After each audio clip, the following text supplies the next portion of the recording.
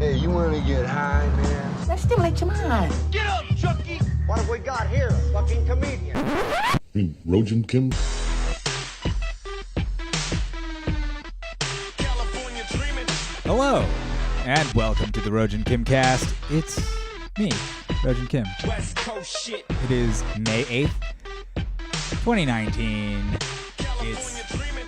the month of Asian American and Pacific Islander Heritage Month, or just Asian Month for short, I guess. I mean, Pacific Islanders are grouped in with Asians as well, and I guess it'd be weird to call them Asian because they're islanders. They're not on the continent at all, but they're grouped as part of Asian Pacific Islanders. I don't know why. I mean, why? I know why, because of how they look, but right, because of their eyes and various skin tones and hair and all, whatever. It's it's mostly.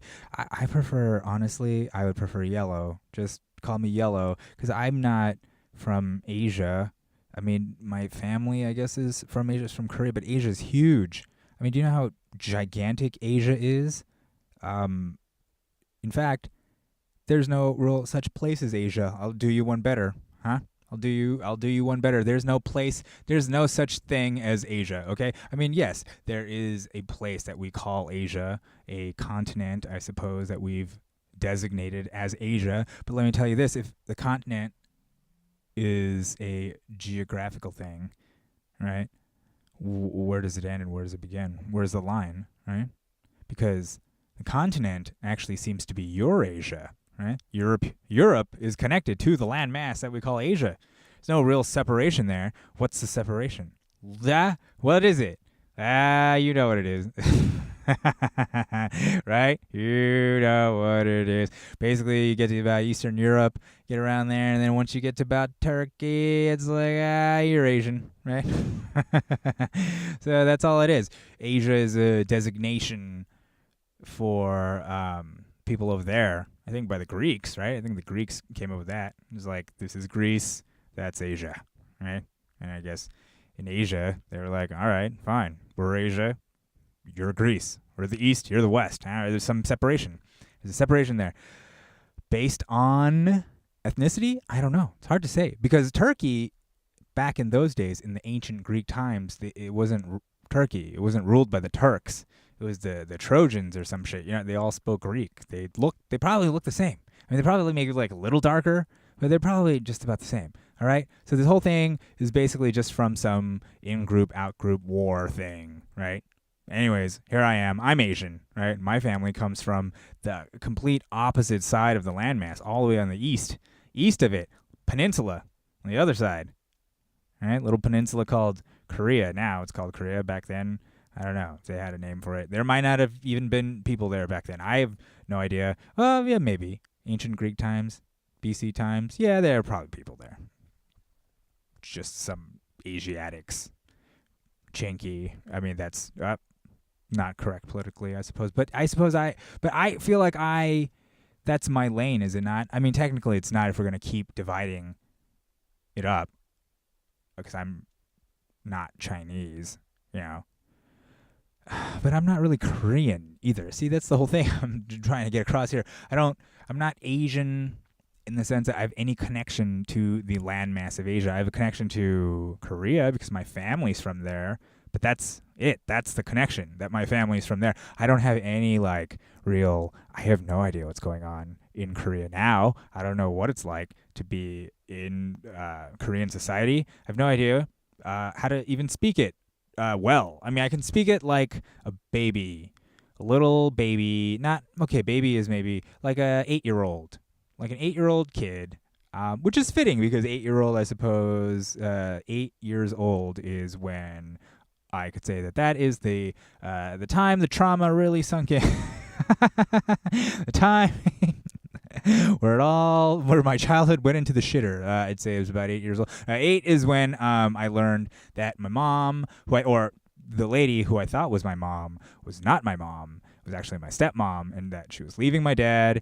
And then I found out that my real mom, it was some lady I didn't even know through my grandpa. It's convoluted. I guess, explanation. Basically, I was 8 years old. My stepmom, who I thought was my mom, was putting me on a plane to Korea for the summer. You know, sometimes I would go visit my grandpa, and this time I was going for the summer. She was putting me on a plane, and I remember we were there at LAX, or the Denny's by the LAX. It's like really early in the morning. I remember I was sleepy. I remember I was looking at my eggs, just kind of eating them sleepily, and then my stepmom said to me, "I'm not going to be there when you get back." Yeah, I'm an 8-year-old kid, and I'm like, what? And she's like, your father and I are splitting up, getting a divorce, and I'm not going to be there when you get back, okay? So,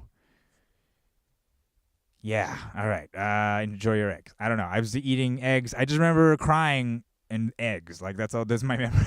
The fucking eggs, they were like all watery, sunny side up, you know what I mean? They weren't even that. From that point on, I was like, over easy eggs, okay? Don't you dare put any sunny side. I don't want no runny fucking eggs. Okay, over easy. Is a real preference I have for. I'm kidding. I have a sunny side up is fine. I'll dip my toast in it. That's delicious. Yeah, she put me on a plane, but then she didn't even tell me that she was my real mom. Okay, she didn't even tell me that.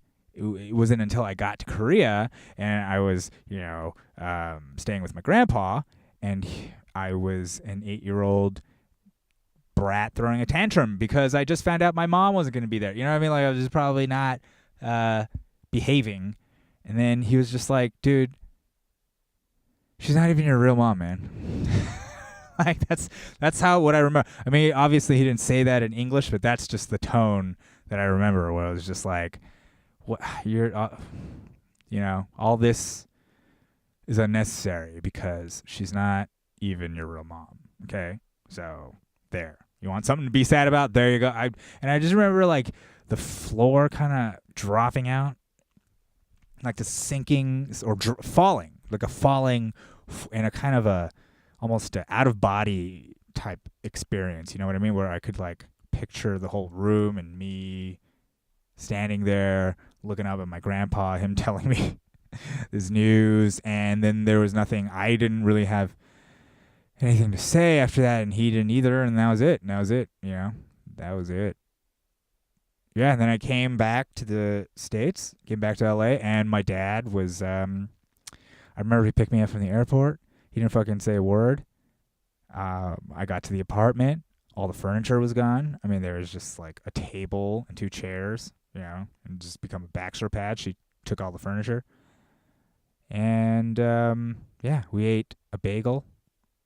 We split a bagel and tuna out of a can. I remember that. I remember I got my wallet. I went and I left my wallet at home, and I had money in there, and I went and got it. I think I had like $100 in there. I went and got it, and the money was gone. And I was like, Dad, where's my money? And then he was like, I mean, I don't even remember him saying I took it. This is what I remember him saying. I remember him saying, well, how much money do you think it costs to raise you? That's what he said to me. And I was like, what? I don't know. And he's like, well, whose money is it really then? Which I think is, he was basically telling me that he stole my money and, fuck you because you're my kid. I guess it was just whatever. It's a lot of crushing things to deal with. You know what I'm saying? A lot of things I got fucking, I thought my mom left. Turns out she wasn't my mom. And I never knew my real mom, right? Come home. Fucking dad stole $100 from me. And as an 8-year-old, $100 is a lot of fucking money. It's like Atari games or whatever the fuck Nintendo games. I don't know, whatever, right?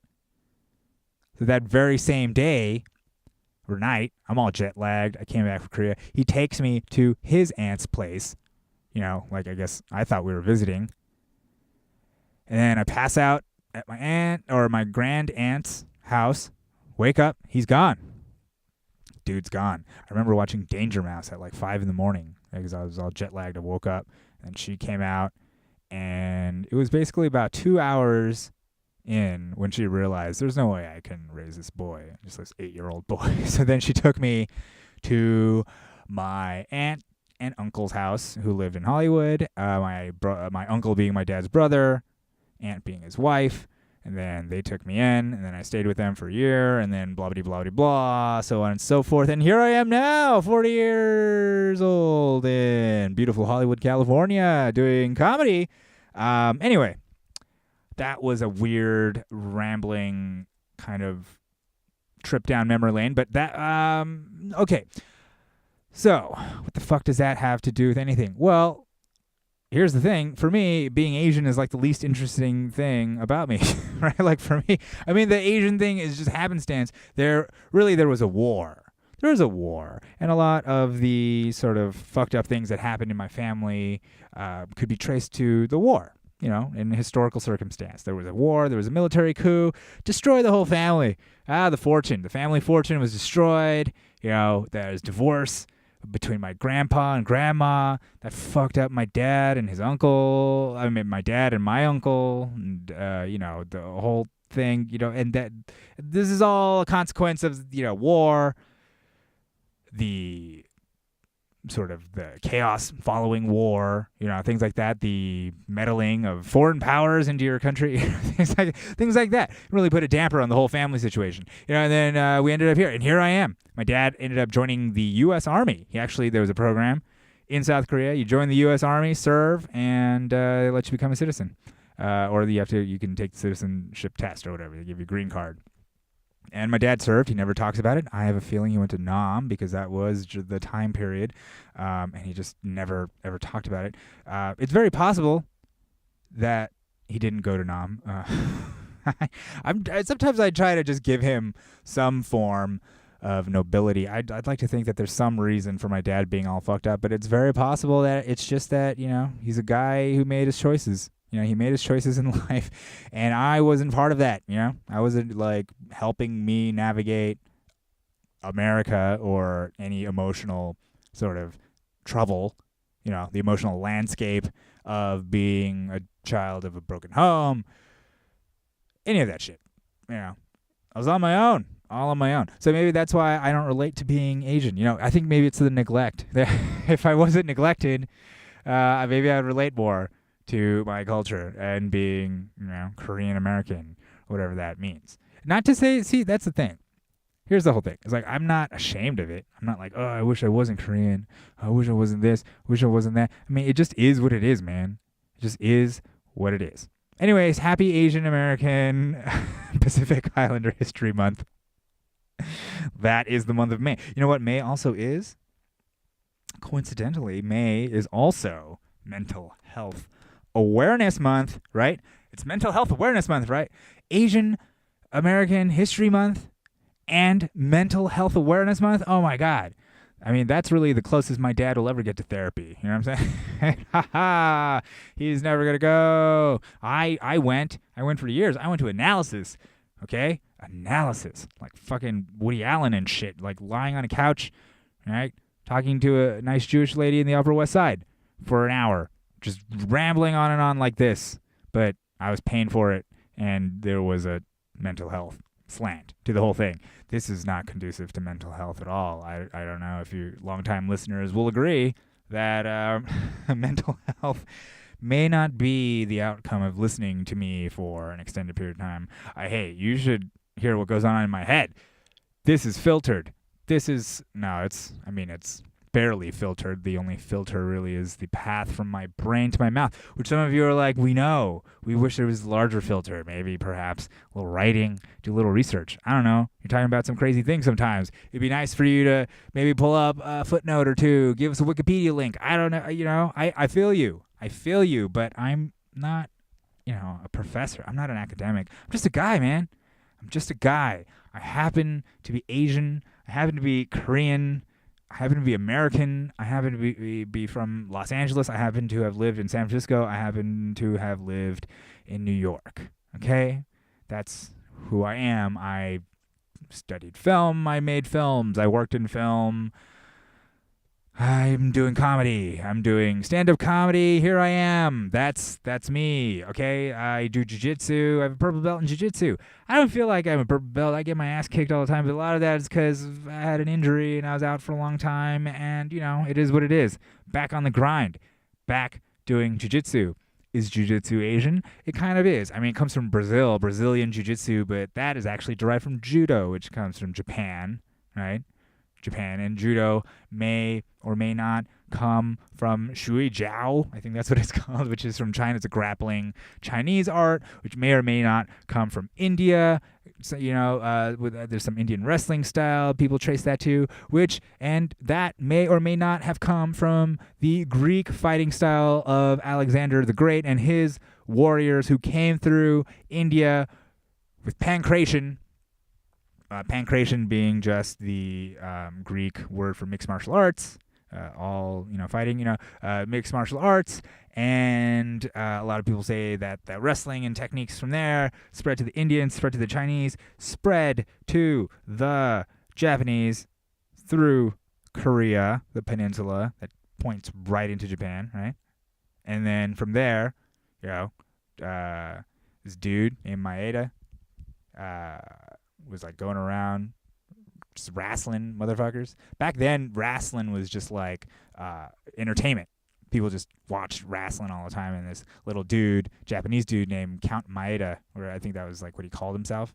I may be getting all of this wrong. The name's wrong. But anyway, this guy ended up in Brazil and hooking up, ending up tutoring this family called the Gracies and teaching them these techniques. The Gracies went on to become the progenitors of what they would call Gracie Jiu-Jitsu. Brazilian Jiu-Jitsu itself, I'd say there are a few other people that people point to lineage-wise to say that these are the people who invented it, and I'm sure all of this is fascinating for you. Anyways, it's Asian American History Month, and it is Mental Health Awareness Month. Mental Health Awareness Month, of course, just had a shooting.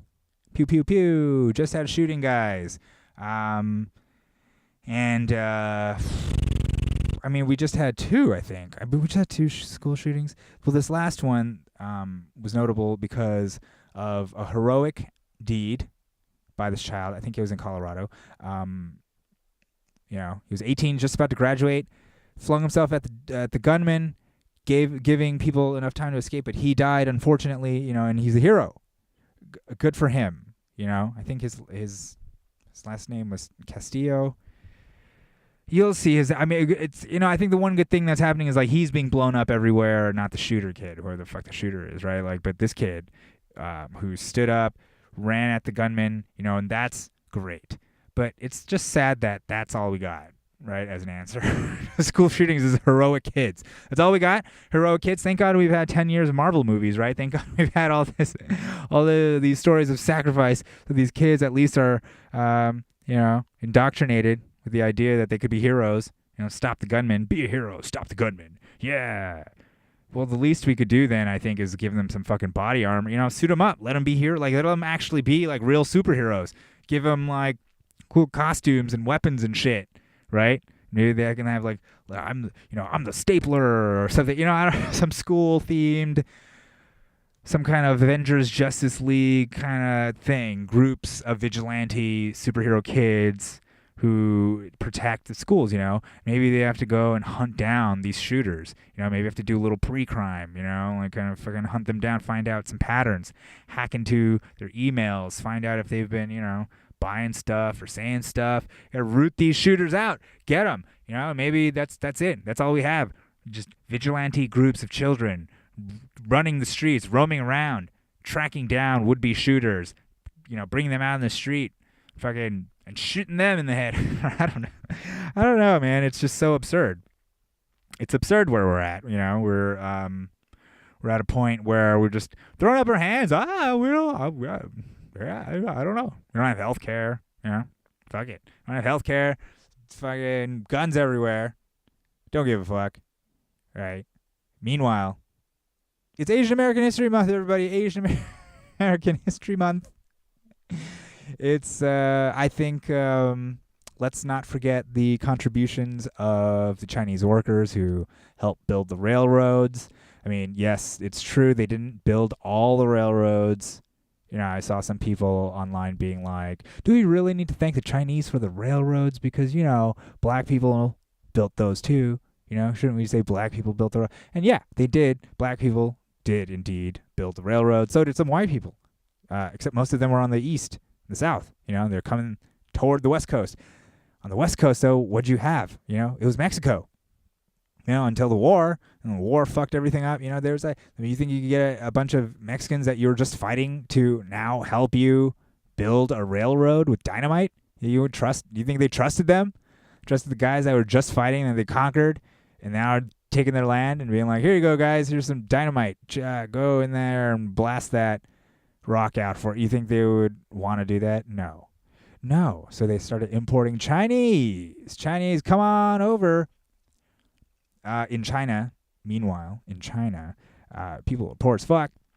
This is, interesting. So this is 18, let's call this, the 1850s, 1860s. That's, the period of the railroad. They needed to connect the railroad. The connected railroad would become instrumental in the North winning the Civil War. So this is it's got to be before 1860, okay? So 1850... and 1855. I think those are the two dates. Basically, the 1850s is when the Opium War starts in China. All right. So the Opium War is when the British figure out we could be selling opium. We're selling opium like crazy in China because before that they couldn't sell shit to the Chinese. And the Chinese had all the stuff they wanted. The Chinese had silk. The Chinese had tea. The Chinese had spices. They had all the stuff. And the English are like, we're losing money. We have a trade deficit, just like we're saying now. We have a trade deficit. We got to do something. And we got to do something. What do we do about this trade deficit? So then figured out, hey, we got this stuff called opium that we're growing over in India, another one of our colonies. Started selling the opium. Going gangbusters all over India. Let's start selling it to the Chinese. I bet they'll love it too. And you know what? They did. The Chinese fucking loved opium. And really, who wouldn't, right? Opioids are a crisis now in America. People love opiates, opioids, the whole opio family. You know what I'm saying? That whole set of brain receptors, it's that's the sweet spot for people, or probably animals too, just for feeling good. That's where you get them. Right there. So opium became a huge hit. And the Emperor of China was like, man, these white people are selling opium to the Chinese and we're losing money. They were just losing. Chinese people are spending their money on opium like crazy. And they're just getting hooked on them. And it's contributing to the moral decay of society. And you know what? English, get out of here with your opium. No more opium. We're banning the sale of opium. So then the English were like, is that so? My Chinese fellow. Well, perhaps if we pointed these cannons at your cities and started blasting them. That's what they did. They fucking started pointing their gunships at the Chinese and just started blasting the fuck out of them. So there was a war, Opium War. The British won. The Opium War. And then that led to China being opened up. China was now open for business. Once the British kicked the Chinese ass in a war, they won Hong Kong. They won, whole sections of China. China basically just got carved up at that point by all the European powers. So Portugal got Macau, and Germany got Qingdao. That's why they make beer in Qingdao, because the Germans took it over and started making beer there. That's where they learned it from. Fucking French came in. There was a French quarter. All these motherfuckers came in, just carved it up. So Chinese motherfuckers were poor. So that's this is a colonial, fucking post-war colonial period. Opium's flooding, all the markets everywhere. People are poor. People are broke. People are desperate. Suddenly, there's a little advertisement for a place called Gold Mountain. They called it Gold Mountain. Come on over, take a ship, ride on over to Gold Mountain. Well, you will get paid. You'll get paid hand over fist just for some simple railroad work. Just for a little rail, just a little simple, just a little, I've been working on the railroad. Nothing too crazy. Come on over, guys. So then all these Chinese dudes started going over like crazy because they had nothing else to do. They were being promised all this money. Get on these ships. Come on over to California. And then in California, they'd find out, boy, this kind of sucks. This actually kind of sucks because we're being treated like shit. People don't like Chinese People here, people don't seem to like us here. Okay? Don't seem to like us. All right? They're fucking beating us, putting us, they're chaining us, forcing us to work, telling us to take sticks of dynamite, take them into that hole, fucking blowing us up, and then laughing, fucking lynching us. You know, I don't mean us as in me. I'm pretending I'm one of the Chinese. So they're lynching us, you know, because that's what they did. There weren't any black people really here on the West Coast, really. So you gotta do what you gotta do, right? You gotta do. So they're hanging Chinese people like fucking lanterns, right? They're hanging them all over. Yeah. And then so, and also Chinese people working for dirt cheap. It was also way less than they were promised, but there's nothing they could do about it. Right? I mean, they're thankful that I guess they were getting paid something. I guess if they were paid nothing, they would just fucking riot, right? You don't want that. You don't want these Chinese guys, celestials. You don't want a bunch of celestials rioting, you know? Have a real problem on your hand. And everybody be kung fu fighting. And, all right. So, then, you know, got some Chinese people, bring them over here, Gold Mountain, California, right? Bring them over, get them working on the railroad, get them going east, right? Boom, boom, boom, get them going east. Use Chinese labor to undercut white and black labor, right? Be like, dude, we can pay these Chinese people way less than you. You need to take a pay cut or else we're going to hire these Chinese. So then you're forcing black and white labor to compete against Chinese labor, right? Meanwhile, Chinese labor has no idea. Chinese labor is just like, all right, we'll do what? What is it? We'll do it. Okay, what? Okay, we'll do it. Whatever it is, just as long as we get paid. Just fulfill the contract. They don't even know. They didn't even have any reference of what good pay was. You know what I'm saying? Like any pay was good pay because they weren't getting shit over in China, and now they're here. They're getting something. All right. Here's the downside, though. No Chinese women allowed. No women. No women allowed. So just a bunch of dudes working on the livelong day. At least on the other side, the white and black dudes, they had women. Right? You could fuck a woman. Oh, wouldn't it be great to work all day on the railroad and then have a nice mug of warm beer and then fuck a woman? That's the only thing that'd be. Everything would be warm and nasty and sweaty. At least you could have some sweet, sweet sex. All right? Undoubtedly, they would probably start fucking each other, the guys. I'm sure they fucked their way out of that mess, right? Like, you got a bunch of horny guys working all day. Someone's gonna get fucked. It's a matter of time. All right? So I'm sure they took care of it, but come on. It's fucked up. You didn't even let people bring their families. You know, there's no families. There's just a bunch of dudes, right? And it's not to say let's all start fucking do a dick measuring contest about who's the most oppressed because the Chinese would lose, right? Just because, you know, the stereotype. Haha. Get it? Get it? All right. It's Asian American History Month. Give me something, guys. All right. Anyways, it's not an oppression contest, right? Because, like, who, I don't know. It's absurd. It's kind of like, you know, arguing over who got the most lashes, right? Who got the most, right? Arguing over who gets to hold the whip. Arguing over the lashes. Arguing over who gets to hold the whip. Meanwhile, you know, a few motherfuckers realize we all got to unite to take down the masters. That's really the key. We all have to get together. You got to drop these stupid divisions. Drop these stupid, whatever, lines, the borders, the race, whatever it is that keeps them all apart, the workers, right? You got to get together, overthrow the masters, right? You got to overthrow the owners of capital. Labor has to band together, overthrow the owners of the means of production, right? Using the Marxist language, which of course the owners know. I mean, of course they know that the last thing they want is everybody uniting. It's a nightmare, right? You got to keep feeding them stuff. Yeah, give them the red meat so they fight each other, divide and conquer. It's the way it is. Can you imagine?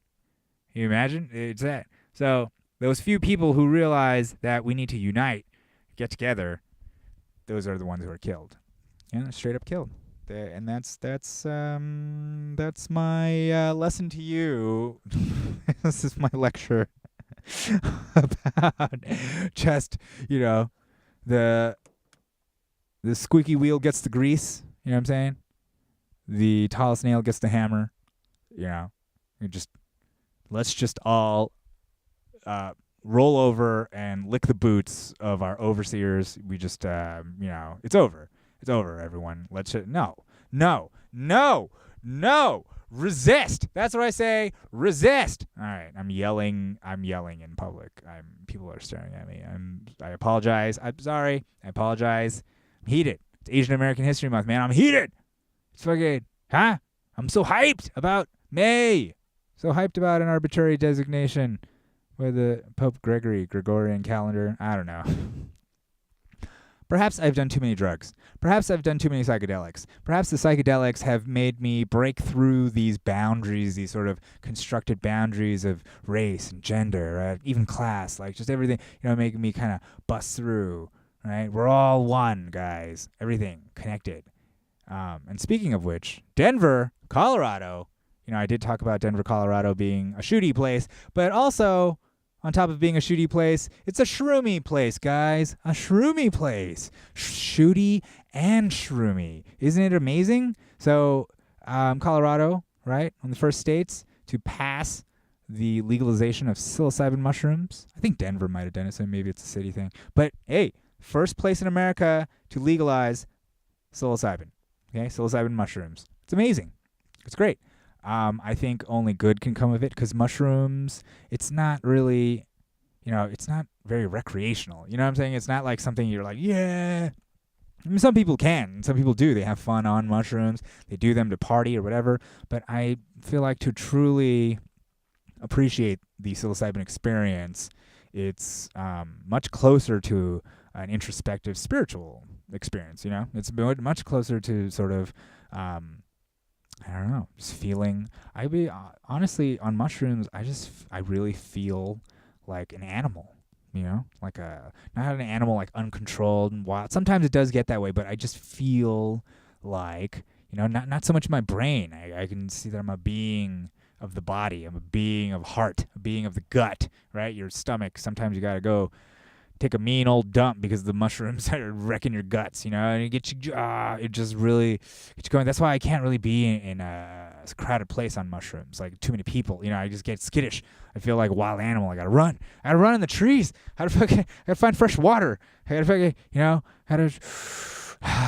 everything breathes. There's a universal breath, right? There's a universal pulse, right? And you're seeing it, you're feeling it.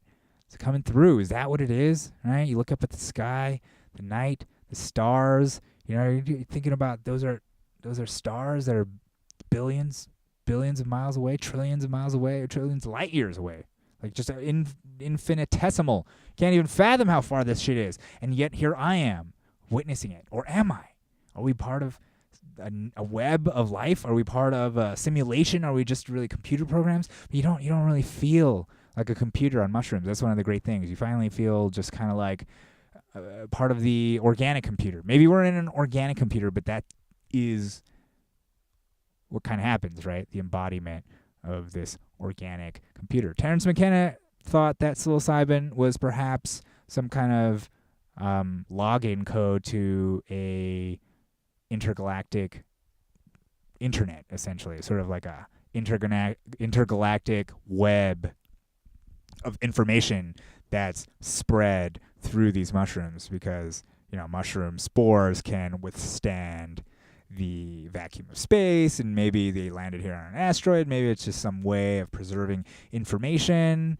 But also Terence McKenna, did a shitload of drugs, So, I mean, you could have just dreamt it up. We don't know if this is real. It's a great idea, as part of the whole stoned ape theory. Maybe human beings, they're following cattle, and the cow poop made shrooms, and they started worshiping the cows. They ate the shrooms and started thinking of God and stuff, and that's sort of what sped up the intellectual evolution or the spiritual evolution, just sort of the brain evolution of hominids.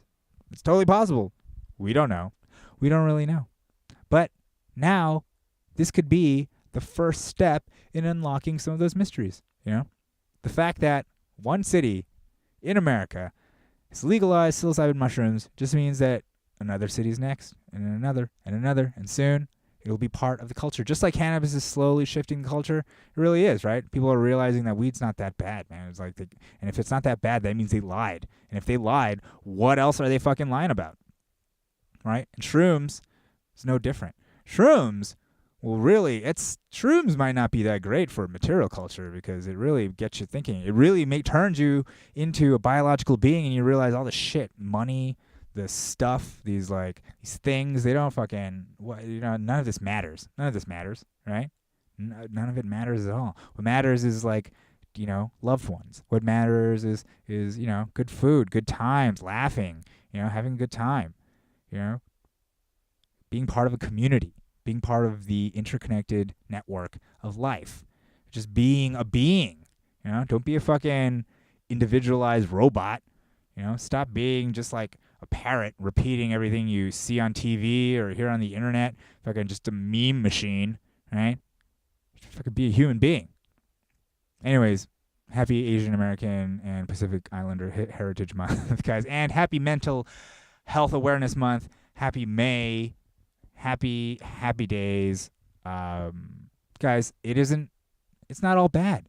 It's just not all bad. It's not bad to just be honest, right? Just to see the truth. The naked truth can be terrifying, can be horrifying, but until you witness it and take it in and acknowledge it, there's no way of moving past it. We're always going to be in a state of arrested development. We're always going to be just circling, orbiting this thing that we dare not mention. We dare not. I come from a family that didn't talk about shit. I understand. I know that shit is poisonous. That shit kills you.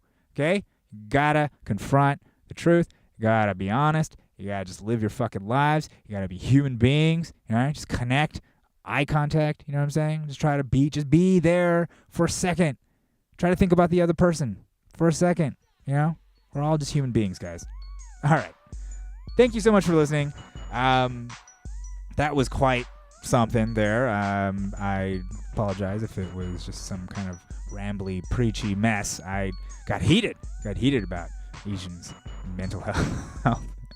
I got a show coming up. I'm going to be at the Comedy Store. That's a Friday, May 17th. That's an 8 o'clock show at the Belly Room in the Comedy Store. Please come on out. It's going to be great on Jimmy Shin's show. So that's going to be awesome. I have a couple other dates coming up that I will post somewhere. If you are genuinely interested in coming to see me do stand-up, sign up for my email list. Go to rojankim.com. You can sign up for my email list. You could sign up or just really honestly just follow me on the soch. Follow me on Twitter at rojankim. And on Instagram as well. And on YouTube. Just follow me. Follow me. You'll get the news. And thank you so much for listening. And I hope you have the opportunity to just realize how lucky we all are. You are. And I hope you get to feel that. This is dumb. All right. What am I doing? I almost stuck the landing on that signing off, and then I did this fucking schmaltzy. What the fuck? All right, guys. Thank you so much for listening. Bye-bye.